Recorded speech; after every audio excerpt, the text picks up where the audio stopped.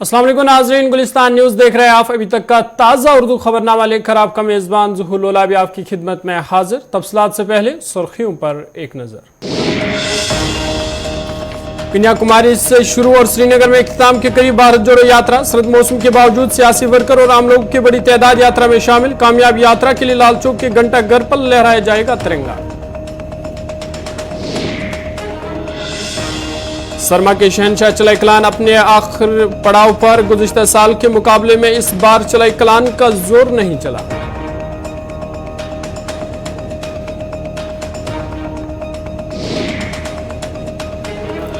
वज़ीर-ए-आज़म नरेंद्र मोदी का मन की बात प्रोग्राम। कहा छोटे सनतकारों की तरक्की से मुल्क की माशत में काफी हद तक सुधार आया।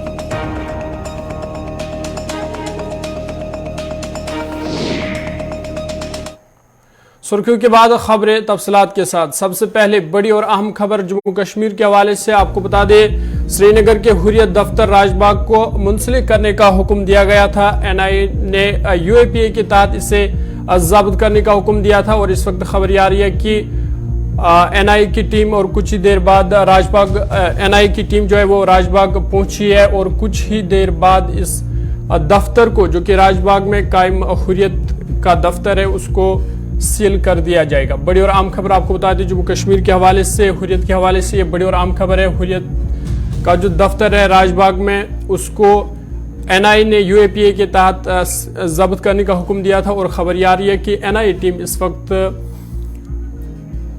वक्त राजबाग पहुंची है। ये ताज़ा तस्वीरें आप टेलीविजन स्क्रीन पर देख रहे हैं कि ये जो हुर्रियत का दफ्तर है वहां पे एनआईए की टीम पहुंची है। ऑल हुर्रियत कॉन्फ्रेंस का ये दफ्तर है राजबाग में, जहां पे एनआईए की टीम पहुंची है और ख़बर यह है कि इस दफ्तर को जब्त कर दिया जाएगा। हमारे सीनियर न्यूज़ एडिटर सनम एजाज हमारे साथ है। सनम, क्या कुछ मज़ीद जानकारी इस हवाले से अपडेट कीजिएगा।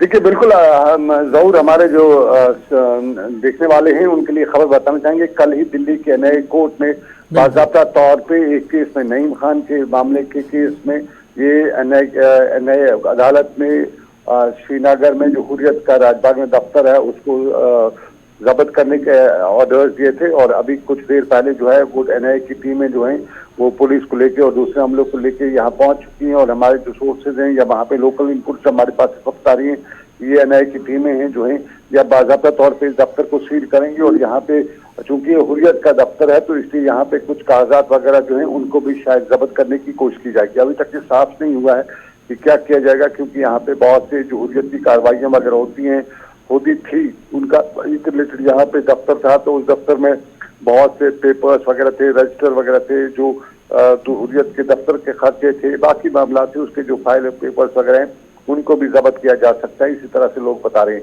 और आप देखना है कि अभी एनआईए की जो कार्रवाई शुरू होती है तो एनआईए की कार्रवाई में क्या सिर्फ जो है हुर्रियत के दफ्तर को ताला ही लगाया जाएगा या अंदर भी तलाशी वगैरह लेते हुए वहाँ पे जो है जो कागजात वगैरह हैं उनको देखा जाएगा, उनको खुलियासात किया जाएगा और वहाँ पे जो दूसरा सामान वगैरह जो है, जो इलेक्ट्रॉनिक गैजेट्स हैं खासतौर पर जो वहाँ पे इस वक्त तो ज़्यादा कुछ सामान नहीं होगा, लेकिन कुछ जो है ये पक्खे वगैरह जो हैं या बाकी जो है किचन वगैरह का सामान उसको लिया जाएगा। क्या किया जाएगा अभी ये हमें इंतजार करना पड़ेगा, लेकिन ये पहला मौका है जब इस तरह से मामला देखने को मिला है। और ये मामला जो है ये नईम अहमद खान जो हाजीवेरा पटन के हैं और वो बड़े लीडर थे हुर्रियत के और 2017 से वो कैद में हैं और ये जो सारा मामला एक टीवी चैनल में स्टिंग ऑपरेशन तब हुआ था, तो स्टिंग ऑपरेशन के दौरान उनका जो बयान आया था तो उसके बाद वो लगभग तब से वो जेल में हैं।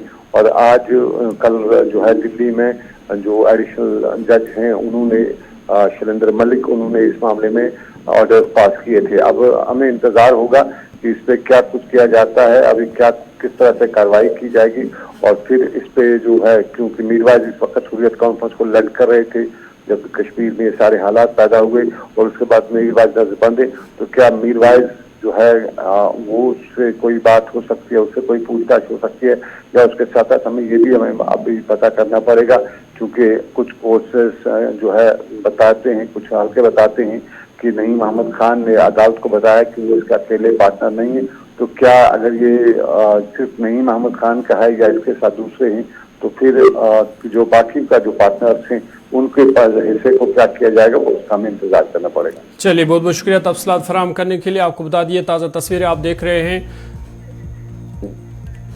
जहाँ पे हुर्रियत दफ्तर पर एनआई की टीम पहुँच गई है और कहा जा रहा है कि इस दफ्तर को आज जब्त कर दिया जाएगा। सनम लगातार हमारे साथ है। सनम, क्या इस हवाले से हुर्रियत की जानिब से क्या कोई बयान या स्टेटमेंट आया है?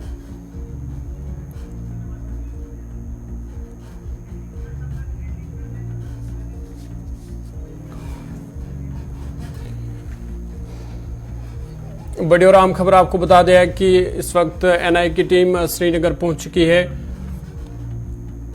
राजबाग में हुर्रियत दफ्तर के पास एनआई की टीम पहुंच गई है, जहां पे इस दफ्तर को जब्त कर दिया जाएगा। जिस तरह से एनआई ने यूएपीए के तहत इस दफ्तर को जब्त करने का हुक्म जारी किया है और आज इस वक्त एनआई की टीम श्रीनगर के राजबाग दफ्तर पहुंच चुकी है।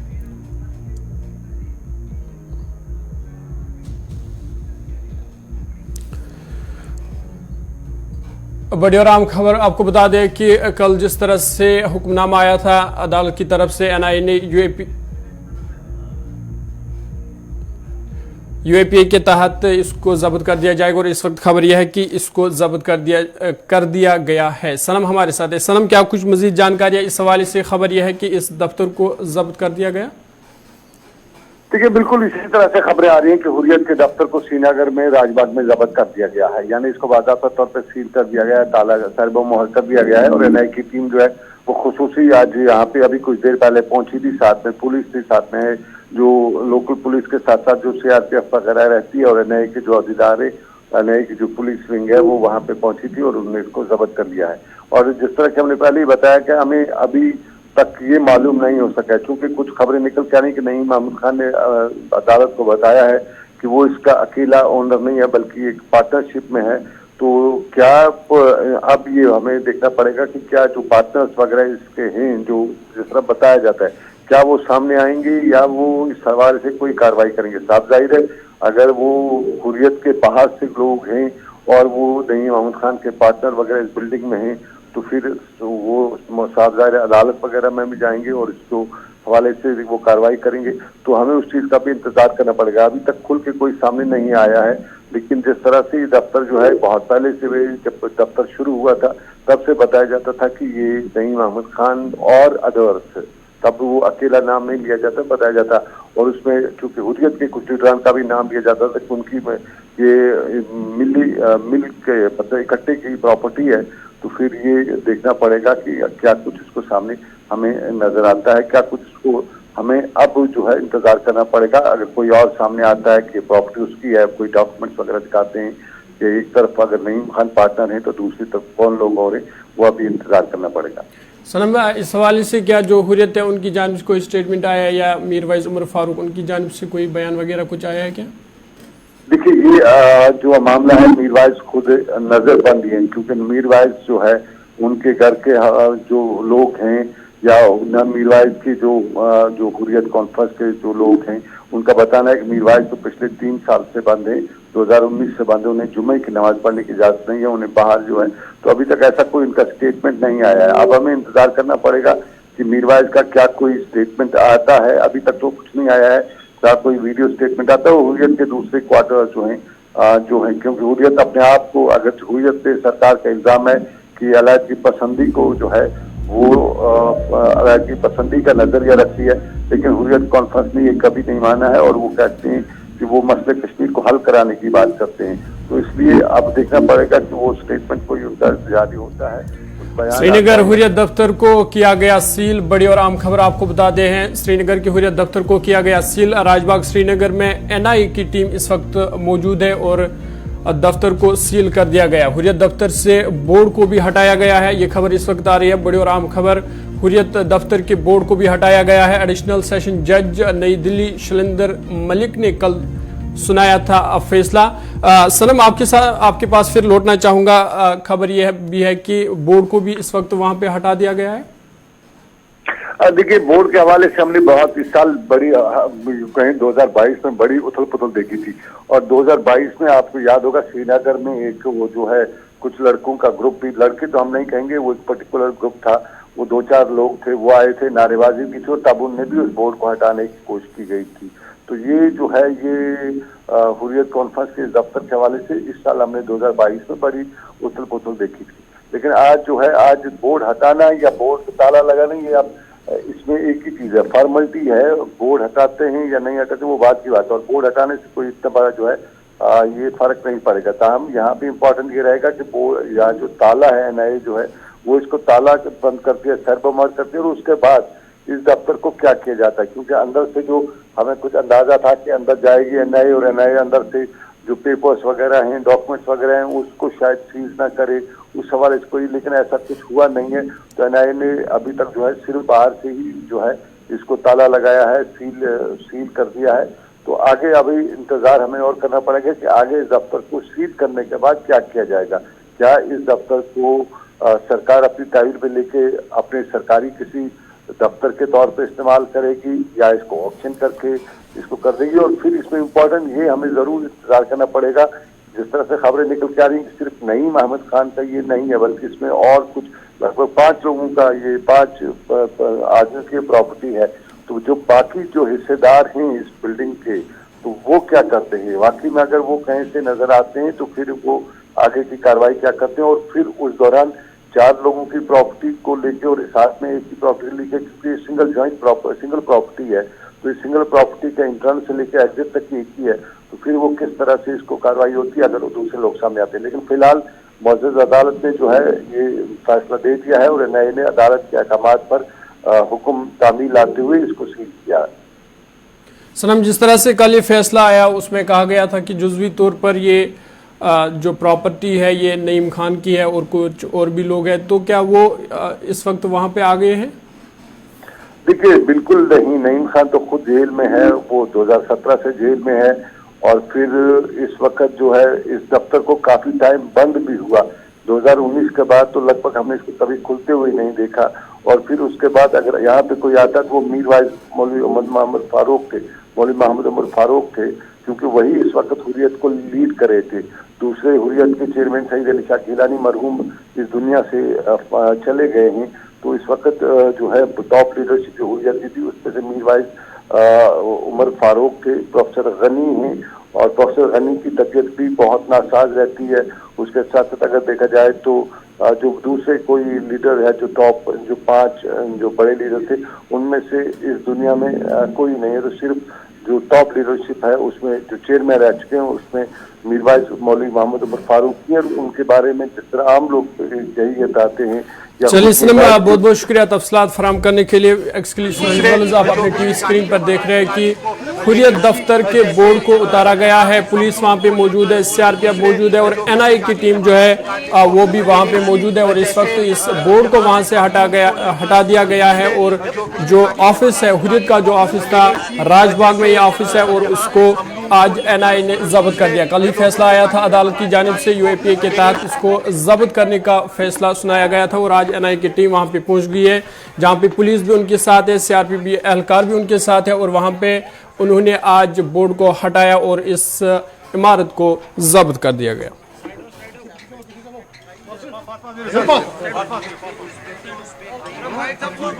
ये एक्सक्लूसिव विजुअल्स आप देख रहे हैं, एनआईए की टीम वहां पे मौजूद है। इंक्रोचमेंट अटैचमेंट बोर्ड वहां पे चिपकाया गया, नोट्स ऑफ अटैचमेंट वो बोर्ड वहां पे चिपकाया गया। और इस दफ्तर को, ये जो हुर्रियत का दफ्तर था राजबाग में, इसको आज सील कर दिया गया। वहां पे जो हुर्रियत का बोर्ड था उसको भी हटा दिया गया, वहां अंदर से कुछ सामान वो भी उसको भी बाहर निकाला गया, और वो जो हुर्रियत का जो बोर्ड था बाहर उसको भी हटा दिया गया। एनआईए की टीम इस वक्त वहां पे मौजूद है, पुलिस और सीआरपीएफ की एहलकार भी वहां पे मौजूद है। और इस वक्त एनआईए ने इस ऑफिस को जो है जब्त किया।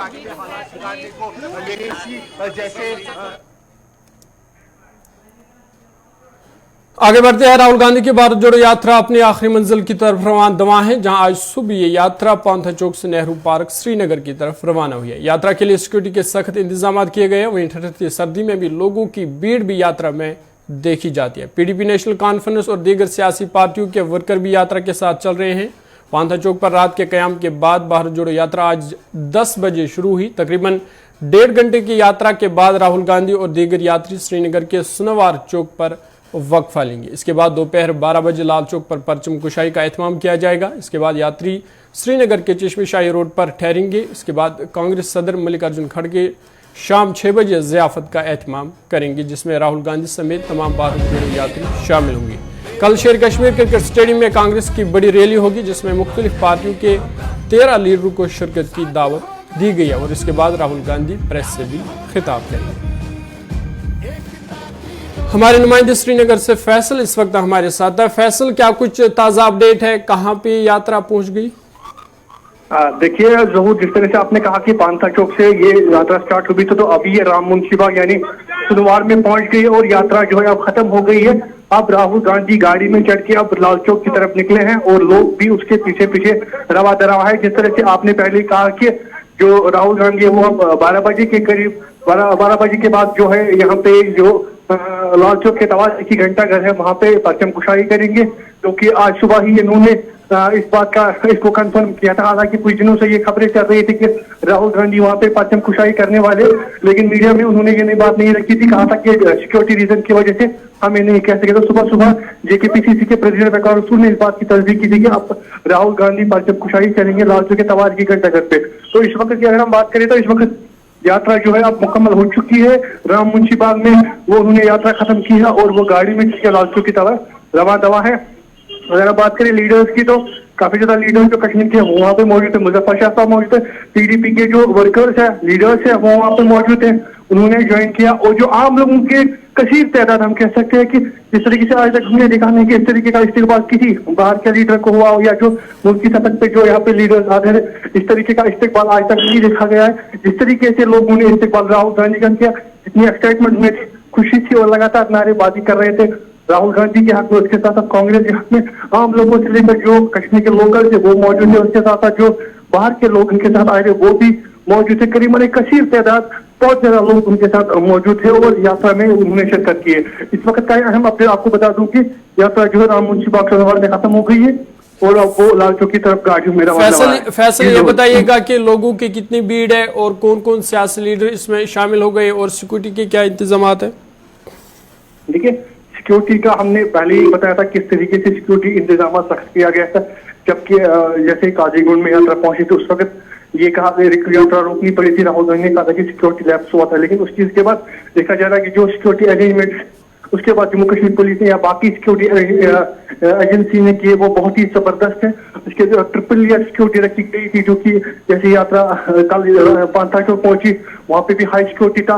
अब जैसे ही अब यात्रा श्रीनगर की तरफ रवाना थी लाल चौक की तरफ, तो सिक्योरिटी के सख्त इंतजाम किए गए थे और एक रस्सी बांधी गई थी।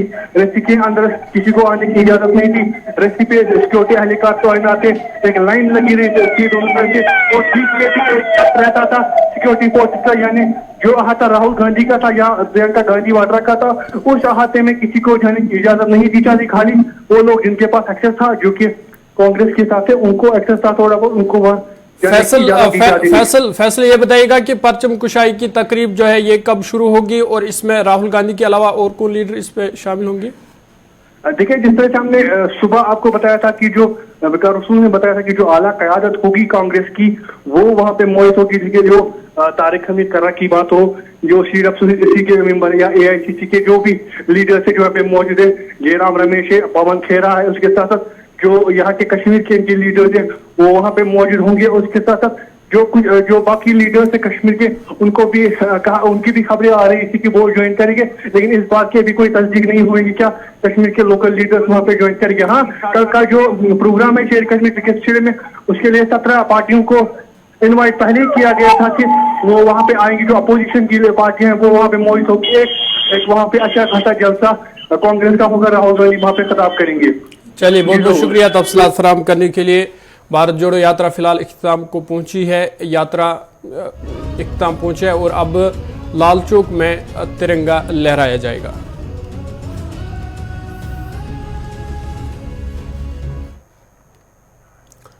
इधर प्रदेश कांग्रेस सदर वकार सुलवानी ने कहा कि राहुल गांधी आज लाल चौक घंटा घर में तिरंगा लहराएंगे। उन्होंने कहा कि सिक्योरिटी वजूहात की वजह से यह बात छुपाई गई थी, ताहम राहुल गांधी तिरंगा लाल चौक में ही लहराएंगे, जबकि पार्टी दफ्तर पर प्रदेश सदर झंडा लहराएगा।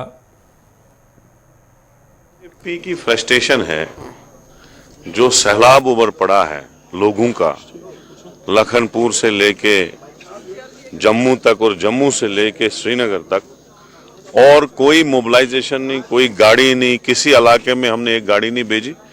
और उसके बाद आपने देखा कि किस तरीके से बनिहाल में 10,000 लोग, कश्मीर में एंट्री जब थी उस वक्त सिक्योरिटी कंट्रोल ही नहीं करी मॉब को। इतने नौजवान साथी, हमारे बुजुर्ग दोस्त सब आए थे इस भारत जोड़ो यात्रा में। तो मैं ये कहूँगा कि एक कामयाब तरीन यात्रा रही। जो राहुल जी का मिशन था, नौजवानों को रोजगार दिलाने का मिशन है, जो बीजेपी ने कहा था कि हम साल की 2 करोड़ नौकरियां देंगी, अब 8 साल कंप्लीट हुए, 9वां चढ़ा, 16 करोड़ नौकरियां गई कहां? मोदी जी से ये पूछ रहे हैं हम। दूसरा जो महंगाई है, आप आज चेक करो पेट्रोल डीजल की रेट कहां है। आप आज चेक करो, जो आटा 8 रुपए का किलो मिलता था कांग्रेस में, वो आज 35-40 रुपए है। जो चावल 12-15 रुपए तक किलो मिलते थे कांग्रेस टाइम में, वो आज 60-70 रुपए है। जो गैस सिलेंडर 425 रुपए का मिलता था कांग्रेस में, वो आज 1200 रुपए का है। क्या खाएगा आम आदमी, क्या लेगा आम आदमी, क्या वो बेचारा बच्चों को कैसे पढ़ाएगा, वो बेटियों की शादी कैसे करेगा, वो घर में खाएगा? असल से बात करते हुए कहा कि कांग्रेस पार्टी नफरत को खत्म करने के लिए निकली है, इस रैली में कोई भी सियासी मफाद हासिल नहीं करना चाहते हैं। उन्होंने कहा कि लोगों की भीड़ देखकर पता चलता है कि लोग भाईचारा को मजबूत करना चाहते हैं। उन्होंने इस मौके पर सिक्योरिटी इंतजाम की भी तारीफ की। बरसख्तार में यहाँ पे होगी। कांग्रेस एक सोच का नाम है, एक मूवमेंट का नाम है, सियासी मफाद हासिल करना नहीं। लेकिन हिंदुस्तान में जो नफरत फैला कर रखी थी, उसको जवाब देना जरूरी था कि हम तमाम अवाम भाईचारे की ताकतों को मजबूत करना चाहते हैं। बिल्कुल सब लोगों का मन ये है कि नफरत की दीवारें, एक सोच है, शुरुआत है। जिस ढंग से भारी भीड़ उमड़ के यहाँ पे आ रही है, लोग दिखाते हैं कि लोग भाईचारे को मजबूत करना चाहते हैं, सेकुलर फोर्सेस को मजबूत करना चाहते हैं। बहुत फर्स्ट क्लास है। पहले दिन यहाँ पे दिक्कत थी, जिसके लिए राहुल जी को यात्रा थोड़ी सी स्थगित करनी पड़ी, क्योंकि भीड़ काफ़ी उमड़ के यहाँ पे आ गई। अवामी नेशनल कॉन्फ्रेंस के लीडर मुजफ्फर शाह भी आज एक बार फिर यात्रा में शामिल हुए हैं। लखनपुर में भी वो यात्रा में शामिल हुए थे और आज एक बार फिर यात्रा में शामिल हुए। उन्होंने आज बात करते हुए कहा कि अगरचे मैंने लखनपुर में भी यात्रा ज्वाइन की थी, ताहम यात्रा आज घर की दहलीज पर थी, तो आज भी शिरकत करना जरूरी था। ताहम उन्होंने कहा कि लोग जोक दर जोक इस यात्रा में शामिल होना चाहते हैं, लेकिन कुछ लोगों को रोका जा रहा है। मैंने लखनपुर में ज्वाइन किया, डॉक्टर फारूक साहब ने और मैंने लखनपुर में ज्वाइन किया, और आज चूंकि यहाँ पर वादी में है ये, और यहां पर इस वक्त शहर के दरवाजे पे है, इसलिए मैं भी आपकी तरह मोहब्बत का पैगाम लेके यहां आया हूं। पूरा हिंदुस्तान ये देखे कि कश्मीर हेटरेट की पॉलिटिक्स को कभी कबूल नहीं करेगा, कम्युनल पॉलिटिक्स को कभी कबूल नहीं किया है। और आज जोक दर जोक बाहर निकल रहे हैं लोग, हालांकि सिक्योरिटी का बहुत ही टाइट इंतजाम है और लोगों को आने नहीं दिया जा रहा है, बहुत जगहों पे रोका गया है, मगर तब भी माशाअल्लाह देखिएगा पूरा भरा है। और किस लिए? इसीलिए कि भाई हम जैसे 47 में महात्मा गांधी ने यहीं से किरण देखी, कश्मीर से, पूरे हिंदुस्तान के लिए उन्होंने कश्मीर की एग्जाम्पल दी। आज दोबारा कश्मीर वही एग्जाम्पल दे रहा है कि आपने हमको दबाया, डंडे बरसाए, जूते लगाए, मगर तब भी हम हेटरेट की पॉलिटिक्स को नहीं मानेंगे, कम्युनल पॉलिटिक्स को हम कभी उसको हमने मंजूर नहीं किया है। और जो नारा शेर कश्मीर ने 1947 में दिया, शेर कश्मीर का क्या इरशाद, हिंदू मुस्लिम सिख इत्तेहाद, वो आज भी जिंदा है। तो नाज़रीन, आज के उर्दू खबरनामे में इतना ही। अपने मेजबान ज़ुहुल ओलाइबी को दीजिए इजाजत। आप देखते रहिए गुलिस्तान न्यूज़।